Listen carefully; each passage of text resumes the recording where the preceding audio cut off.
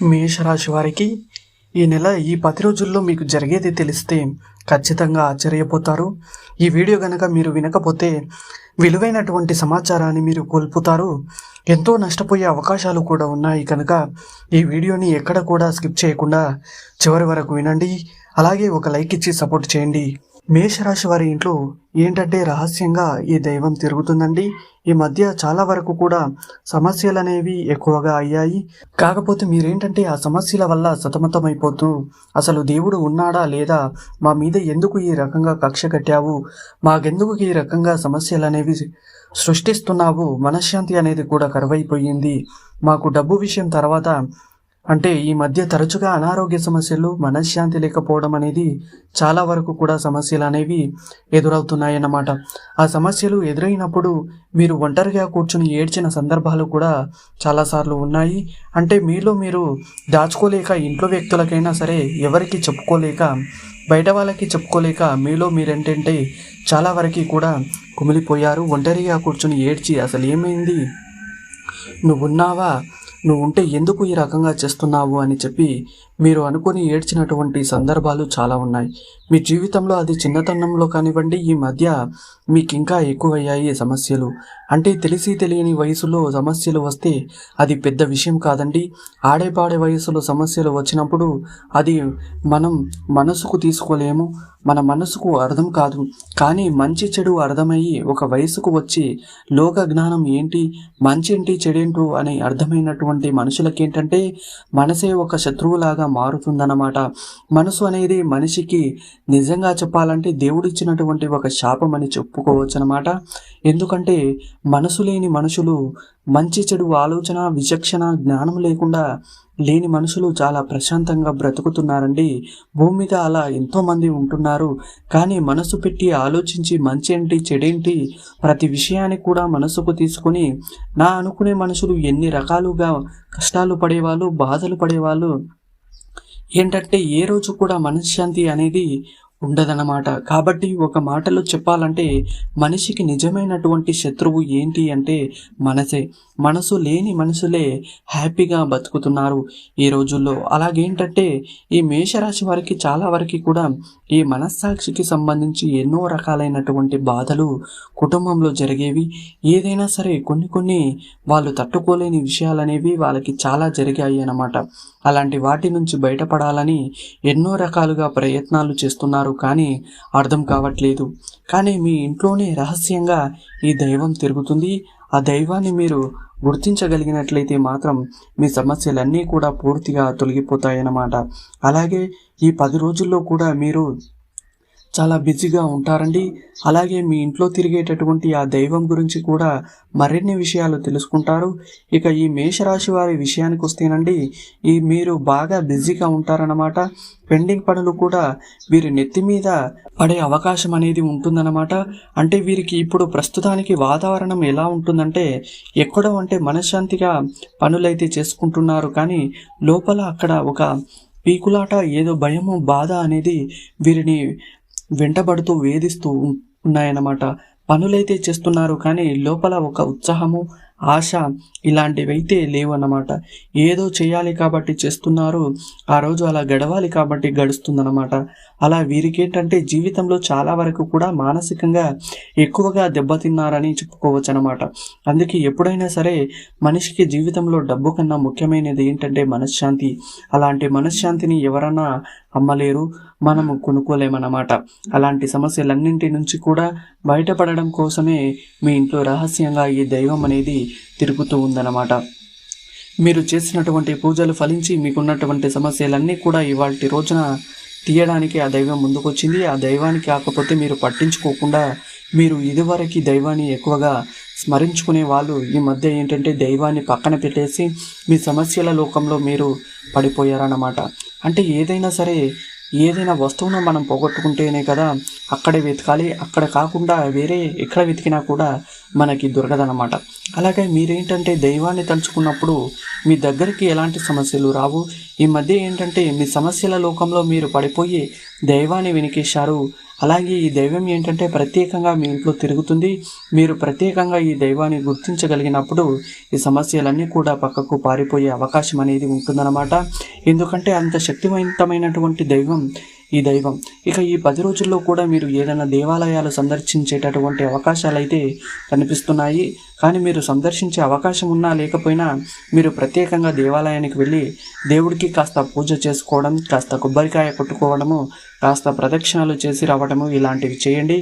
ముఖ్యంగా మీ ఇంట్లో ఈ దైవం తిరుగుతుంది అని చెప్పుకున్నాము కదా, ఆ దైవానికి సంబంధించినటువంటి ఆలయానికి మీరు వెళ్ళాల్సి ఉంటుందన్నమాట. ఆ దైవం మరి ఎవరో కాదండి, ఆ దైవం వచ్చేటప్పటికి శివపార్వతులన్నమాట. మీ ఇంట్లో ఆ పరమేశ్వరుడు తిరుగుతూ ఉన్నాడు. ఆ మహాశివుడిని గనక మీరు స్మరించుకున్నట్లయితే మీకున్నటువంటి ప్రతి సమస్య కూడా ఆ దైవం దారి చూపిస్తున్నాడనమాట. మీ ఇంట్లో గత కొంతకాలంగా మీరు గమనించినట్లయితే ఒక మంచి సువాసనలు అంటే బ్రహ్మ ముహూర్తంలో అంటే తెల్లవారుజామున అవ్వచ్చు లేదా రాత్రి సమయంలో కావచ్చు, మీ ఇంట్లో ఏంటంటే ఒక మంచి సుగంధం అనేది వస్తూ ఉంటుంది. మీరు గమనించినట్లయితే అంటే ఒక కర్పూరపు సువాసన లేకపోతే ఒక పూల సువాసన, ఇట్లా ఏంటంటే ఒక మంచి సుగంధాలు, ఒక గంధము వాసన ఇలాంటివి ఏంటంటే మీరు గమనించినట్లయితే ఒక మంచి సువాసనలు అనేవి మీ ఇంట్లో ఈ మధ్య ఏంటంటే గత కొత్త కాలంగా మీరు గమనించినట్లయితే సువాసనలు అనేవి వస్తూ ఉన్నాయన్నమాట. ఈ సువాసన ఏంటంటే మీరు అంటే ఏముందిలే అని చెప్పేసి పెద్దగా పట్టించుకోకపోవచ్చు అన్నమాట. కానీ ఈ సువాసన అంత ఈజీగా రాదండి. ఆ సువాసన రావడానికి కారణం ఏంటంటే దైవ సంగీతం అన్నమాట.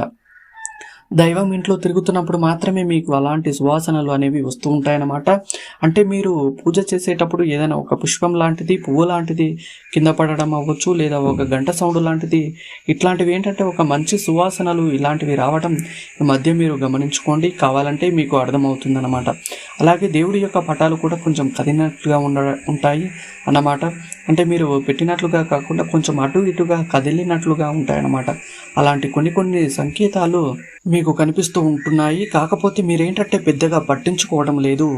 ఎందుకంటే ఒకసారి అది మనం భ్రమగా కూడా భయపడుతూ ఉంటామన్నమాట. కానీ అది భ్రమ కాదండి, నిజంగానే మీ ఇంట్లో ఆ మహాశివుడు తిరుగుతూ ఉన్నాడనమాట. ఆ మహాశివుడు మీకున్నటువంటి ఇప్పుడు మీరు ఏదైతే మానసికంగా నలిగిపోతూ ఉన్నటువంటి ప్రతి సమస్యని కూడా తీసేయడానికి ఆ తండ్రి సిద్ధంగా ఉన్నాడు.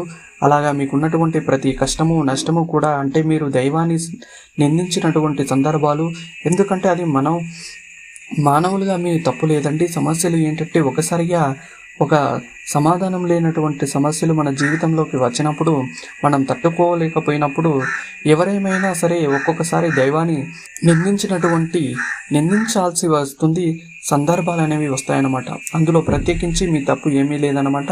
ఎందుకంటే మీకు వచ్చే సమస్యలు అలా ఉన్నాయి.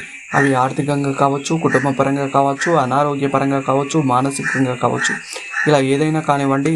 అలాంటి వాటి వల్ల మీరు అనుకున్నారు. కానీ ఎప్పుడైనా సరే ఒకటి గుర్తుంచుకోండి, మన జీవితంలో ఎన్ని రకాలైనటువంటి సమస్యలు వచ్చినప్పటికీ కూడా మనం దైవాన్ని నిందించకూడదు. కాకపోతే మనం ఏంటంటే మానవులుగా తట్టుకోలేక మనం అనుకుంటాము, కానీ తట్టుకోలేని స్థితిలో కూడా మనం దైవాన్ని నిందించకూడదండి. ఎందుకంటే అది మనం తెలియక చేసినటువంటి మహాపాపం అన్నమాట. ఎందుకంటే దైవం ఎప్పుడైనా సరే మనల్ని రక్షించేవాడు కానీ మనలో శిక్షించేవాడు కాదన్నమాట. ఏదో గత జన్మానుసారంగా ఇలాంటి వాటి వల్ల ఏంటంటే మనకి సమస్యలు అనేవి వెంటాడి వేధిస్తూ ఉంటాయి. కానీ అది దైవం తప్పు కాదు. ఒకసారి టైం ఎలా ఉంటుందంటే గ్రహాలు కానివ్వండి, టైం కానివ్వండి మనకు పూర్తిగా వ్యతిరేకంగా ఉంటాయన్నమాట. అలాంటప్పుడు సమస్యల సంఖ్య అనేది అధికంగా ఉంటుంది. అలాంటప్పుడే మీరు నిలబడి దైవాన్ని నమ్ముకొని అయ్యా నువ్వే ఉన్నావు, దిక్కు నువ్వే అని చెప్పి మీరు పూర్తి భారం దైవం మీద వేసినప్పుడు దైవం ఆ సమస్య నుంచి మిమ్మల్ని తీసేస్తుందన్నమాట. తీసేసి బయటపడేస్తుంది. ఆ సమస్యలను పారిపోయేటట్టుగా చేస్తుంది. అలా కాకుండా చేసినా కూడా కాకపోతే ఆ తండ్రి ఎప్పుడు కూడా మనల్ని దైవం ఎప్పుడు కూడా తప్పుగా అర్థం చేసుకోరు. కాబట్టి మన బాధలు న్యాయం అనేది వారికి కష్టం అనేది తెలుస్తుంది కాబట్టి వాళ్ళు తప్పుగా అర్థం చేసుకోరు. కాబట్టి మనకి ఎలాంటి శిక్ష అనేది ఆ భగవంతుడు వేయడండి. అలాగే ఆ తండ్రి బిడ్డలుగా మీరు పడేటువంటి వేదన అర్థం చేసుకుని ఆ మహాశివుడు మీ యొక్క సమస్య నుంచి మిమ్మల్ని బయటపడేయడానికి ఆ తండ్రి మీ ఇంట్లోనే తిరుగుతూ ఉన్నాడన్నమాట. కాబట్టి మీరేంటంటే పరమేశ్వరుని పూజ చేసుకోవాలన్నమాట. మీరు సోమవారాలు 15 సోమవారాలు వచ్చేటప్పటికి మీ దగ్గరలో ఉన్నటువంటి శివాలయానికి వెళ్ళి ఆ శివునికి ఆ రాగి చెంబుతో ఒక చెంబడు నీటిని తీసుకెళ్ళి ఆ శివుడికి జలాభిషేకం చేయండి. అలా చేసిన తర్వాత మారేడు దళం మీద ఒక దీపం పెట్టేసేసి 2 అరటి పండ్లు అలాగే ఒక చిన్న బెల్లం ముక్కను ప్రసాదంగా పెట్టి మీరు చక్కగా ఆ తండ్రికి ఒక కొబ్బరికాయను కొట్టేసి మీరు చక్కగా మీకు ఉన్నటువంటి సంకల్పం ఏదైతే ఉందో అది చెప్పుకొని 5 సోమవారాలు చేయండి. గుర్తుపెట్టుకోండి, 5 సోమవారాలు ఆడవారికి 5 సోమవారాల్లో ఏదైనా అడ్డంకులు వస్తే మాత్రం మీరు ఆపండి. మీరు తర్వాత అయినా చేసుకోవచ్చు, ఇబ్బంది అయితే ఏమీ లేదు. మామూలుగా మీరు కంటిన్యూ చేయగలరు అనుకుంటే చక్కగా 5 సోమవారాలు శివాలయానికి వెళ్ళేసి ప్రదక్షిణలు చేసుకోవడం, ఓం నమ శివాయ అనేటటువంటి మంత్రాన్ని 10 నిమిషాలైనా మీరు కూర్చొని మనసులో 108 సార్లు స్మరించుకోవడం వల్ల మీకు దేని గురించి అయితే ఇబ్బంది పడుతున్నారో ఆ ఇబ్బందులన్నీ పూర్తి స్థాయిలో తొలగిపోయేటటువంటి అవకాశం అనేది ఉంటుంది. ఇలాగా మీరు ఈ చిన్న పని కనుక చేసినట్లయితే ఆ పరమేశ్వరుని యొక్క పూజ మీరు చేసుకోండి. ఇంట్లో కూడా శివపార్వతుల యొక్క పటానికి గంధం కుంకుమలతో అలంకరణ చేసి గన్నేరు పుష్పాలతో అలంకరణ చేసేసి చక్కగా స్వామివారిని ఇంట్లో కూడా చక్కగా దీపారాధన చేసుకోండి. పాలను నైవేద్యంగా పెట్టండి. ఇలాంటివి చేసినప్పుడు మీకున్నటువంటి ప్రతి కష్టము నష్టము నుంచి మీరు పూర్తిగా బయటపడి సంతోషంగా ఉండే అవకాశం అనేది ఉంటుంది. పరమేశ్వరుని యొక్క ఆశీస్సులు అనేవి మీకు పూర్తి స్థాయిలో దక్కుతాయన్నమాట. ఎందుకంటే పరమేశ్వరుడు బోలాశంకరుడు, అభిషేక ప్రియుడు. ఆయనకి అభిషేకం నీటితో కానీ పాలతో కానీ ఇలా అభిషేకం చేసుకున్నప్పుడు ఏంటంటే మీ యొక్క ప్రతి సమస్య నుంచి కూడా పూర్తిగా బయటపడే అవకాశం అనేది ఉంటుంది. కాబట్టి తప్పకుండా సోమవారం ఇలా చేయండి, అన్ని రకాల సమస్యల నుంచి బయటపడగలుగుతారు. ఈ 10 రోజులు అయితే మీకు బ్రహ్మాండంగా ఉందండి. వెనకాల పరిస్థితులు వెనక్కి లాగినప్పటికీ కూడా గ్రహాల అనుకూలత లేకుండా కానీ మీరు ఖచ్చితంగా దైవానుగ్రహం వల్ల ముందుకు వెళ్ళగలుగుతారు. ఈ 10 రోజులు కూడా మీరు మంచిగా సక్సెస్ అందుకోగలుగుతారు.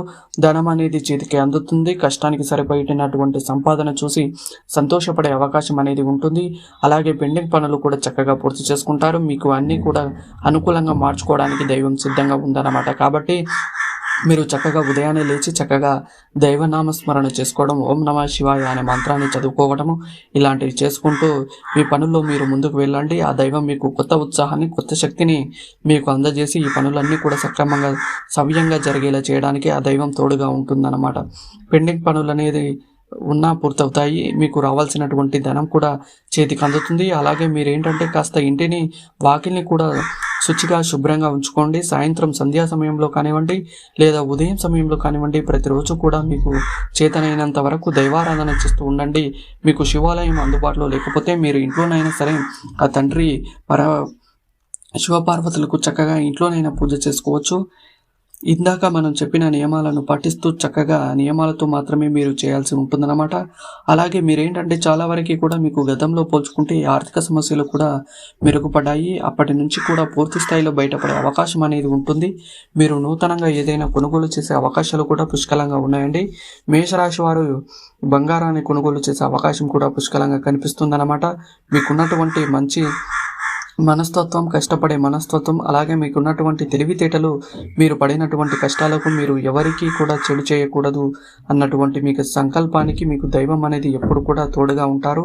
మిమ్మల్ని చక్కగా ఎప్పుడు కూడా ఆశీర్వదిస్తూ ఉంటారన్నమాట. మీ కుటుంబాన్ని మిమ్మల్ని కూడా ప్రతి క్షణం కూడా కంటికి రెప్పలాగా ఒక తండ్రి బిడ్డకు ఎలాగైతే కాపాడుతూ వస్తాడో అలాగే ఆ పరమశివుడు కూడా మిమ్మల్ని ఎప్పుడు కూడా కాపాడుతూ వస్తాడనమాట. కాబట్టి మీరు ఇబ్బంది పడాల్సినటువంటి అవసరం అయితే లేదండి. కొంచెం ఆరోగ్యం కూడా ఈ మధ్య మీకు చాలా వరకు కూడా అంటే ఆరోగ్య సమస్యలతో ఇబ్బంది పడుతూ ఉన్నారనమాట. కొంచెం మానసికంగా కూడా చాలా వరకు కూడా డిస్టర్బ్ అయ్యారు. అవన్నీ కూడా కొంచెం టైం తీసుకుంటే మీకు అవన్నీ కూడా సెట్ అయిపోతాయండి. దైవారాధన మీరు చేసుకుంటూ ఉండండి. మీ పనులు మీరు చేసుకుంటూ ఉండడం దైవం మిమ్మల్ని అన్ని సమస్యల నుంచి పూర్తిగా స్థాయిలో బయటపడేసి తోడుగా ఉంటాడు. ఆ తండ్రి మీ చేయి పట్టుకున్నాడండి. ఇక మీరు ధైర్యంగా ప్రతి విషయాన్ని కూడా ఆ తండ్రి మీద భారం ఉంచేసేసి మీరు ప్రశాంతంగా ఉండవచ్చు. కాబట్టి ఈ 10 రోజులు అయితే మీకు అనుకూలంగా ఉంది. భార్యాభర్తల మధ్య కూడా సఖ్యత అనేది ఉంటుంది. గతంలో పోల్చుకుంటే ప్రేమానురాగాలు కూడా పెరుగుతాయి. కుటుంబం అంతా కూడా మీకు సపోర్టుగా ఉంటుంది. చిన్న చిన్న సమస్యలు వచ్చినప్పటికీ కూడా వాటిని ఎక్కువగా పట్టించుకోవద్దు.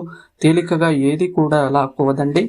ఎందుకంటే మేషరాశి వారిలో శాంతము, ఓర్పు, సహనం అనేవి ఎంత గొప్పగా ఉంటాయో వారికి కోపం వస్తే మాత్రం వాటిని ఆపడం అనేది ఎవరి తరం కూడా కాదనమాట. అంతగా కోపం అనేది వస్తుందన్నమాట. కాబట్టి కొంచెం కోపాన్ని మీరు అదుపులో ఉంచుకోగలిగినట్లయితే మిగిలినవన్నీ కూడా మీకు అనుకూలంగా మారిపోతాయి. మీకు ఇబ్బందులైతే ఏది కూడా 5 సోమవారాలు అయితే మీరు ఈ విధంగా చేయండి. ఆ దైవం ఇంట్లో తిరుగుతుంది. చెప్పినట్లుగా చేస్తే మీకు శుభ ఫలితాలు వస్తాయి. ఈ వీడియోని పూర్తిగా చూసినందుకు ధన్యవాదాలు.